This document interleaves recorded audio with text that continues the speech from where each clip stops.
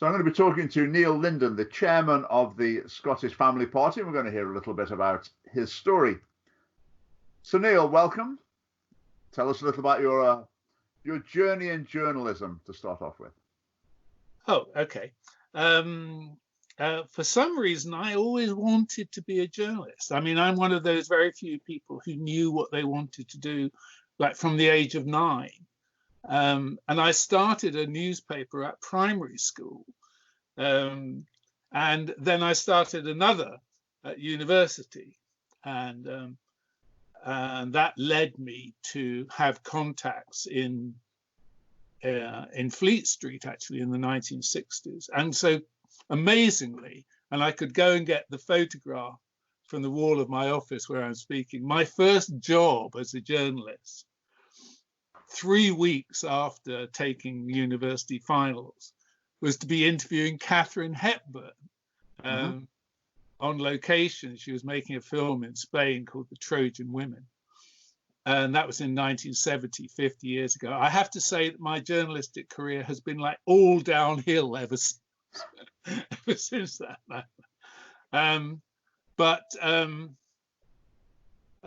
Briefly, after university, I worked for a period on what were then called underground publications, alternative culture magazines, notably Time Out in London. I was the features editor of Time Out in the very early days. And then I worked for the BBC. I worked on The Listener, which people wouldn't remember, but it was the BBC's House Weekly, a kind of cultural journal. And then I worked in television for the BBC. I worked as a current affairs reporter and presenter, a kind of regional apprenticeship. Then I went to the Sunday Times. I was at the Sunday Times from 1978 to 84, where I worked in pretty much every section of the paper except the business section, and ended up doing the Atticus column on the Sunday Times, which was the kind of most sought after journalistic job in print in the country, really. So that was the summit of my print career. I then worked for 5 years in California for the Cold War go-between Armand Hammer as his amanuensis and speechwriter, and I wrote his I ghosted his autobiography for him, and meddled in Cold War diplomacy with him, and then I came back to England, and I was freelance, and I was writing for the Times, the Sunday Times, the Independent, and the Independent on Sunday, a whole galaxy of what were called quality newspapers in those days. Did you have particular interests that you wrote about, or? No, very broad spectrum. I wrote about kind of everything from politics, entertainment. I reviewed novels. I wrote about music, sport. Very, very broad. I'm probably the only person you will ever meet who met Oswald Mosley. I spent a week with Oswald Mosley in the late 1970s, interviewing him at his house in Paris. And I mean, extraordinary people I knew and spent time with and wrote about. Did you have a particular agenda, if you like? Was there some viewpoints that you were trying to promote through your writing, or? Not in that period, but after I finished working with Armand Hammer, I started writing about men and feminism and gender issues. There was a long history behind that, which I can explain if you'd like me to. But in the late 1980s, I started writing columns and articles which were primarily about the position of men. I mean, I was concerned, for instance, when the child support agency was introduced by John Patton, who was then Minister of State at the Home Office in 1989. I was very concerned that a punitive attitude was being taken towards fathers rather than an encouraging. And I actually wrote an article saying this is the wrong way around. What we need to be doing is encouraging and honoring and rewarding fathers, giving them a place. Did you feel like a lone voice at the time, or were other people? Yes, completely. But also I wrote in 1990 a long essay for the Sunday Times, which I think was the first really studied piece of work criticizing the ideology of feminism, primarily because feminism neglected or wouldn't acknowledge to any degree that anything could be less than rosy for men. So I was saying here are these significant disadvantages for men, such as the fact that an unmarried man has no rights of parenthood at all, such as the fact that in divorce in the family courts, married men had almost no chance at all of achieving joint custody and zero chance of achieving sole custody. How was that equality? And meanwhile, these men, both the unmarried men and the married men, were expected to provide for their children with no reciprocal benefits or rights at all. And this was completely ignored. Completely. Were people willing to publish your arguments on this? Well, those early articles were published in 1989, 1990, but they caused increasing mystification among the people that I knew, among my friends, among journalists. You know, saying, why are you going on about this? What's wrong with you? And in fact, that long essay for the Sunday Times, that was a watershed moment, really, because before it was published, a group of women journalists on the Sunday Times magazine wrote a round robin to the editor, saying that it shouldn't be published because it would leave an indelible stain on the reputation of the magazine. And there was a very hostile reaction to that piece. And actually my work began to dry up from that. Was there any rational response? Did anyone try to challenge the ideas? I did actually get quite a number of invitations at that time to explain the ideas on broadcast media, especially local radio. And there were some invitations to write about it. And I did get a commission for a book, which I began to write in 1990, was published in 1992, No More Sex War, The Failures of Feminism. But that was, there we are. It's next on my reading list. There we are. But that was quite an interesting story in itself, actually, because after I'd written the piece and submitted it to the publishers, they refused to publish it. So my agent and I then had to find another publisher, which was actually pretty difficult. I mean, it almost didn't get published.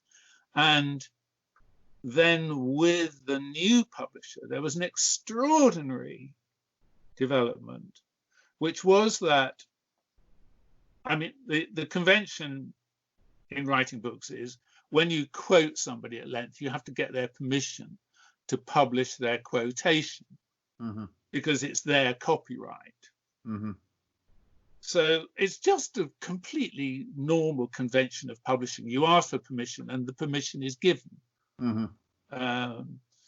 And so we came to the point with the publication of that book where I had to write to about 20 writers and authorities and so on, and ask them for their permission to quote. And 12 of them refused to be quoted, like the Rape Crisis Center, for instance, and who else? Rosalind Miles, a number of authors and authorities. Germaine Greer, to her credit, said, "Of course I gave permission. I hate the copyright laws as much as I hate the libel laws." But she was one of the very few. And so these people, I mean, my agent and my publisher, between them, they had about 100 years of experience in the publishing industry. They'd never heard of anybody refusing permission to be quoted. And so at the last minute, before the book was published, I had to rewrite the whole thing, putting all these quotes in the third person, which really seriously marred the manuscript and messed it up. And but that was the kind of opposition that I was confronting. People were so determined that these arguments shouldn't be heard, that they wouldn't even allow their own words to be quoted. Yeah. But think about that sort of thing happening more recently. Was that fairly unique? I mean, were there other issues that were treated in a similar way at that time? No, I don't know of any. No, I can't really. No, I don't know of any. It was really the beginning of this sort of attitude, wasn't it? You said about journalistic work drying up. Yes. How did that come about? Well, it just disappeared. I mean, were you an employee at any publication then? You're freelance? I was self-employed, but I had a contract. I had a contract, for instance, with the Times.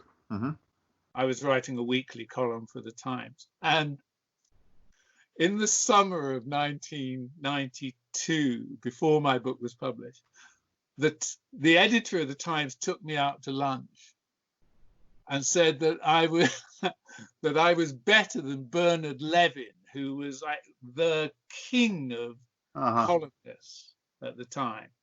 And during that summer, they were advertising my column on the Underground and on buses and on placards all over London. They spent a great deal of money on a promotional campaign. And then within 3 weeks of the publication of my book, they sacked me. On what grounds? No grounds were given. So they didn't have, okay. We just don't want you anymore.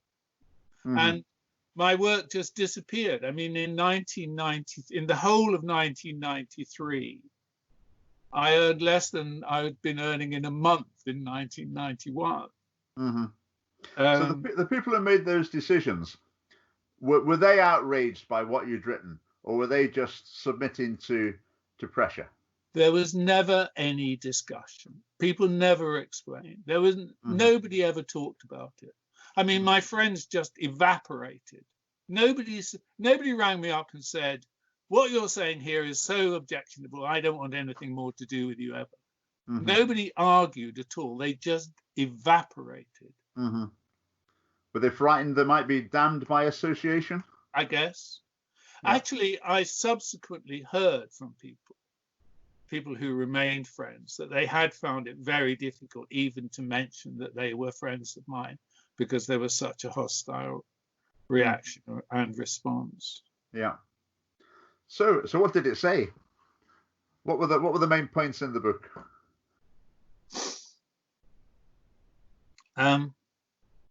Well, the part of which I'm proudest and which took the most work, I mean, I need to say I'd been thinking about feminism by the time I wrote the book, I'd been thinking about it for about 20 years. Can I just explain how I came to this? Yes. I had been very much of the left as a teenager. I joined the campaign for nuclear disarmament when I was 15. I was carrying a membership card of the Young Communist League when I was 16, though I never signed it. And as a student at university, I was connected with the student radical movement at the time. So I was very much of the left. And therefore, I was one of the very earliest people in this country even to hear about the women's liberation movement, which was the kind of forerunner of what we now call feminism, in 1968 at Cambridge, when two very posh, well-heeled girls told me about the growth of this movement in America, where women of the left were saying to the men of the left, listen, you can't go on treating us as slaves, as servile, as sex objects. We're not here for your gratification. We're equals. And I would say, well, that's absolutely fine. Obviously that's right. We all ought to go along with that. And then they went on to say, and we're now seeing women as being in an analogous position to the position of Black people, in that women as a whole are an oppressed class, and therefore all women are connected as an oppressed class. And I thought, hang on, that doesn't ring true at all. Are you telling me, you privileged Cambridge girls, that you're in the same position as women in the paddy fields of Vietnam under the B-52 bombers, or women in the ghettos of Detroit? Pull the other one. So I had doubts and reservations about the kind of propositions of feminism, fundamental propositions of feminism, from a very early stage. And my doubts about feminism grew more or less in tandem with the growth of my dissatisfaction or my estrangement from the left. During the 70s, I found myself more and more unconvinced by the left. And at the same time, and it's hard to say which of these supplied the other, but at the same time, more and more unconvinced by the creed and the ideology of feminism. So by the end of the 1980s, I felt that I really had a case to advance, in which what I wanted to say was that feminism misrepresented the true history of what had happened with women dating back to the French Revolution and the 18th century. And clearly the position of women, the changes in the position of women over the last 200 years have been the leading social and interpersonal, if you want to say, changes in our time. But my view as I developed it was that feminism fundamentally misrepresented those changes, because they had taken on the language of Marxism. They'd represented women as a class, men as an oppressing class. All that baggage had been attached to the development of the creed of feminism, which had then been imposed as a creed with all the instruments of a creed: intolerance and spite and a refusal to admit argument or alternative. So to go back to what I was saying, the achievement I was proudest of in the book was actually to unearth, forensically to unearth, the origins of contemporary feminism in Marxism, and what Marx said about class and what Engels said about class, the way in which the Bolsheviks took up that language and imposed it. And so the central chapter of the book, which still holds good to me, is that when you see Cosmopolitan blethering on about the oppressions of men, of women. What they don't realize is that they're actually mouthing and repeating and rehearsing, the doctrines of Marx in the 1840s. Yeah. I mean, I've got this little book, which is Marx, Engels, Stalin, and Lenin talking. It's called The Woman Question. It's just quotations from them about women. A lot of them, they could be straight from the Scottish Parliament. Yes. If you subtitle them with a picture of Nicola Sturgeon, people would think, yeah, that's what it should be saying. Yeah, and people have just absolutely no conception that what they're repeating are the doctrines of a totalitarianism. But that's the truth. And I think I was the first person, as far as I know, I think I was the first person ever to unearth those connections and to set them out. Yeah. So looking now, obviously that's a much more widespread view. What do you think the state of play is? How balanced is the debate now in the public sphere? Now, there's no balance at all in the public sphere. It's still absolutely impossible to advance any skepticism or critique of modern feminism, because the tenets of modern feminism are taken to be holy writ. So that, for instance, if you say, I'm not entirely convinced about the idea that women are oppressed by violent men who impose their power with their fists. Yeah. And that domestic violence is a one-way street. If you say that doesn't ring true to me, it's as if you've driven a herd of pigs into the temple.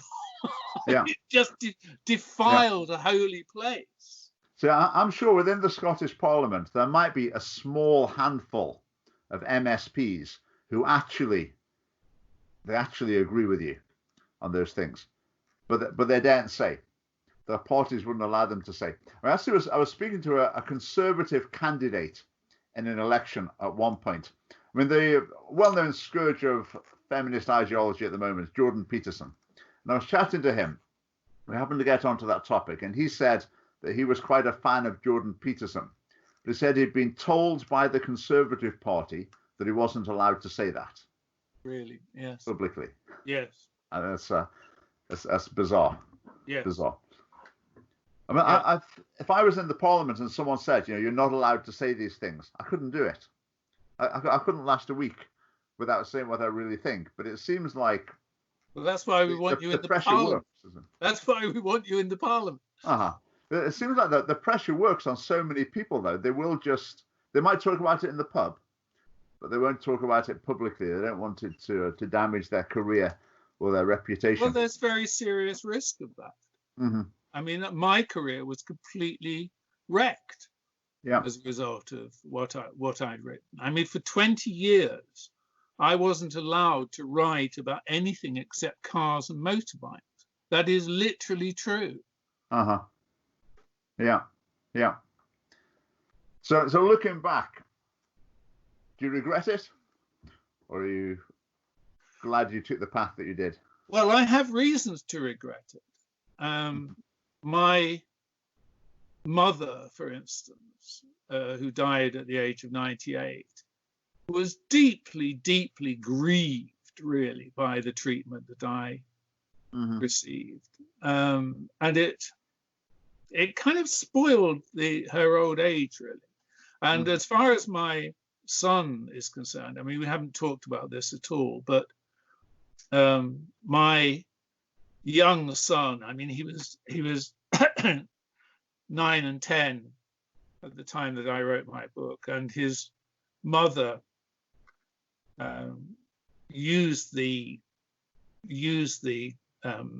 crisis over my book as a cover to abduct him to Scotland, which is the reason that I'm in Scotland. And she was given custody here without my even knowing that the question was being discussed in court, even though she was a chronic alcoholic and a hopelessly unfit parent. And he endured years of hellish conditions as a young boy, which were partly the consequence of what had happened in my book. So that's a source of the greatest regret that he had to go through that. But as far as my own position is concerned, no, I don't have any regrets for having done it, because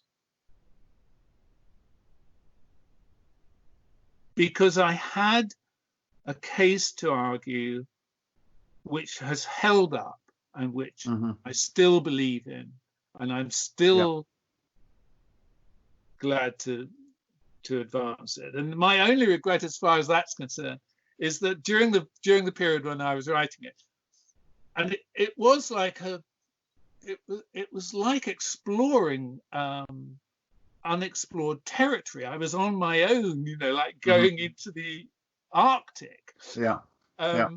So I wasn't sure where I was going or where it was leading me, and I was constantly being respectful towards the whole tradition of feminism and the idea that it constituted a sophisticated body of learning, and so on and so on and so on. And I look back on that with great regret, because I now view it as entirely fictional, mythological, false, and I greatly regret that I ever showed it any respect at all. Well, I think that shows the asymmetry of it. That you're trying to approach things in a reasonable manner, trying to just hold back a little bit to enable debate, to meet people halfway, if you like. But that's not reciprocated, is it? People just no, not at all, not at all. I mean, the reaction was, it was so funny because I mean, I've got a folder somewhere with the pieces that were published in response to my book, and there are about 100 of them, and there are only 2 which actually discuss the arguments at all. One was the Yorkshire Post, and the other was the Anarchist Weekly, and the rest of them are personal attacks on me, and most of them were saying, this man plainly must be impotent. He must have a little willy. He can't get a girlfriend. Stuff like that, which was hilarious, because, for 30 years we've been given to understand that feminism was the crowning intellectual glory of the 20th century. And yet, in response to it, the first critique ever to be published in its own terms, which took its own terms seriously and addresses, the response was like of the playground. No. You must have a little willy. Yeah. Well, I think your story, I mean, mine as well to some extent, it's so often with the Scottish Family Party, you meet people, you say, oh, you'd be a really good candidate, or do you want to get more involved? And so many people think, oh, it's a bit risky for me currently.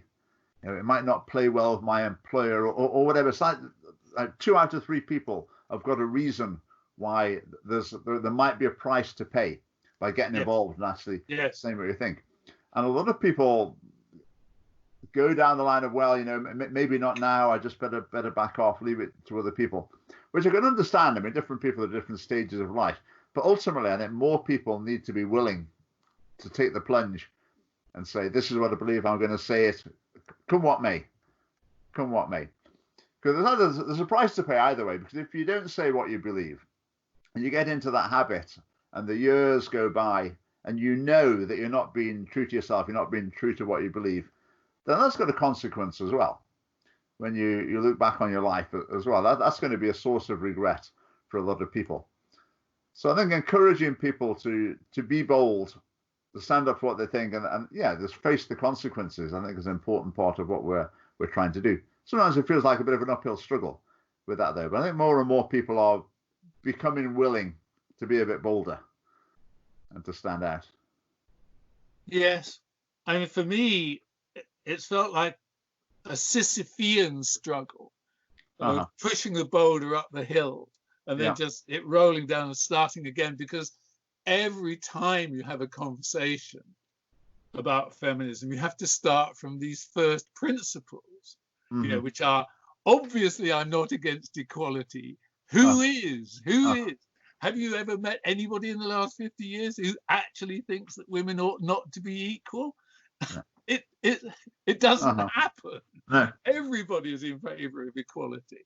No, I haven't got a problem with women. Actually, I'm very, very happily married. I've never had any problem. Yeah. Those kinds of things. And especially with the media. I mean, I was hearing just the other day, I was watching a piece on YouTube where a conventional journalist was confronted with the idea that perhaps the phenomenon of domestic violence as we've received it might not be the whole truth.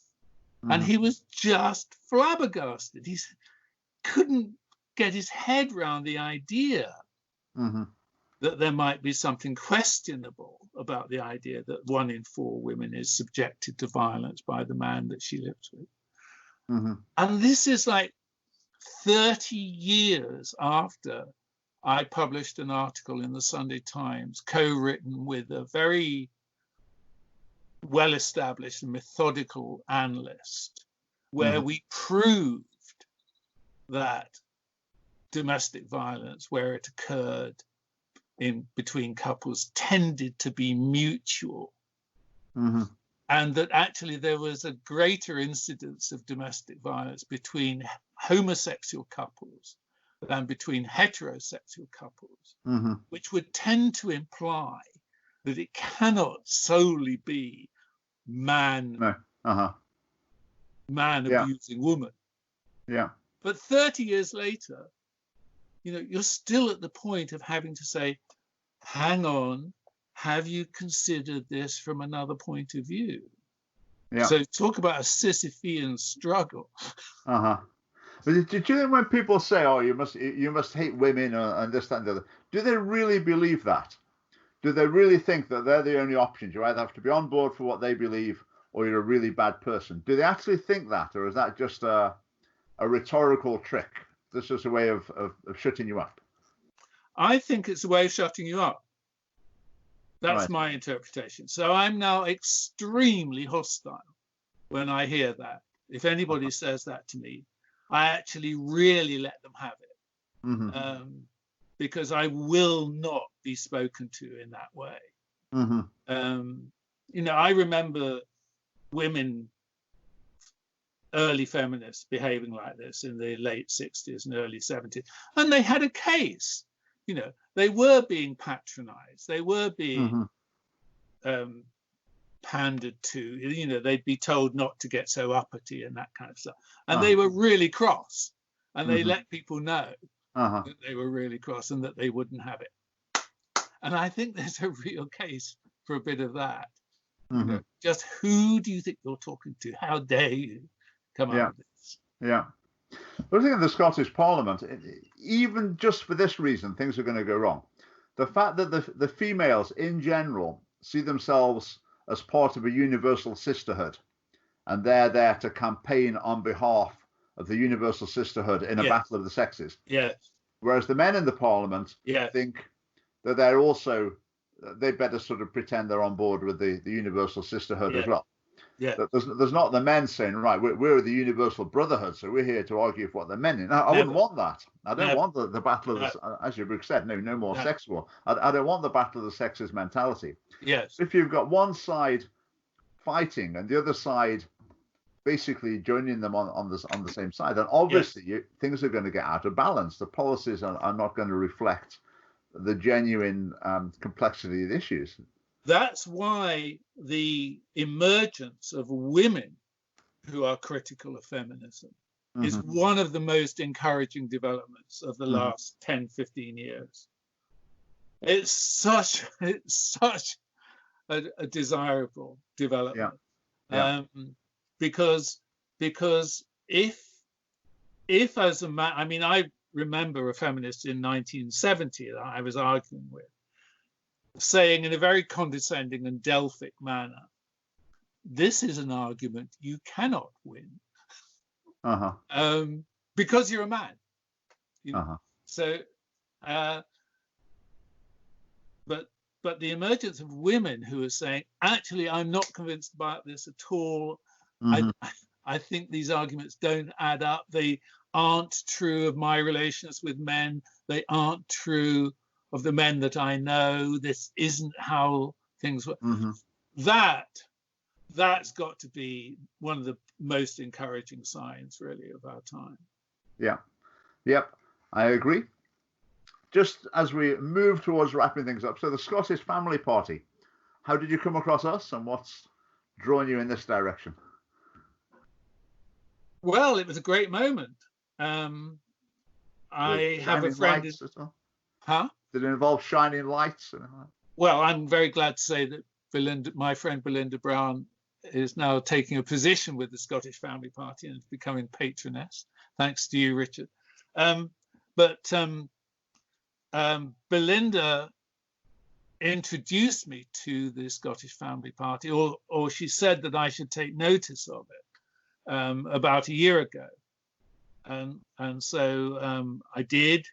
I do what Belinda tells me to do.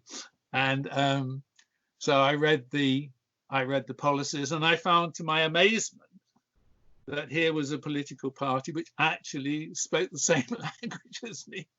I mean, I had never been a convinced member of a political party in the past. It had always been a matter of compromise. I was a member of the Labour Party in the 1970s and 80s, primarily because I wanted to support the Labour Party as a social democratic party of government. And so I left the Labour Party in the early 1980s when it went very sharply leftwards in the period of Foot and Benn. And from that point on, I had never felt any identification with any political party. And I'd actually become one of those many millions of people who at a time of election genuinely couldn't decide which party to vote for because I didn't feel any sympathy or attachment to any of them. So to read the policies of a party and find that I agreed with like 95% of what I was reading is an unprecedented moment in my life. And to reach that point in your early 70s, a very unexpected miracle, you could call it, shining light. Yeah.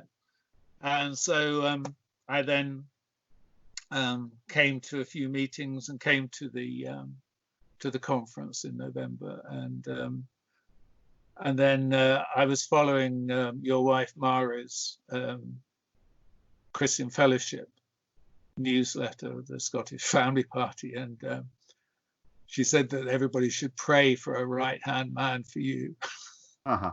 So I decided that I would offer myself that role, and here we are. I'm very glad that you did. Yeah, so you'll be involved in lots of ways. We'll be hearing lots more from you in the context of the family party over the years to come. But that was very interesting. So thanks very much for that insight into your story. Thank you. And we look forward to hearing more of you in the future. Thank you.